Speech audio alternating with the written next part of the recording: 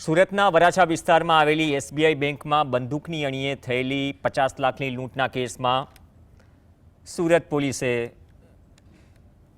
મુખ્ય સૂત્રધાર કુંદન ભગતની ધરપકડ કરી। આ લૂંટનો આખો પ્લાન કુંદન ભગતે જેલમાં બેઠા બેઠા 7 આરોપીઓ સાથે મળીને ઘડ્યો હતો, જે અંતર્ગત ક્રાઇમ બ્રાન્ચે અગાઉ પણ આરોપીઓને ઝડપી પાડ્યા હતા। પટના એનઆઈએ કોર્ટની મંજૂરી બાદ વરાછા પોલીસે પટના જેલમાંથી તેનો કબજો મેળવી સુરત લાવી ધરપકડ કરી।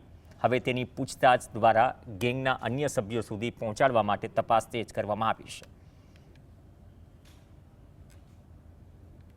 सूरत शहर के वराछा पुलिस स्टेशन के विस्तार में जो 27 अप्रैल को एसबीआई में बैंक रॉबरी हुई वेपन के साथ, उसमें एक जो मुख्य आरोपी है कुंदन कुमार उर्फ कुंदन भगत, ये पटना के बियूर जेल में एनआईए के केस में ये एक एक्यूज्ड है।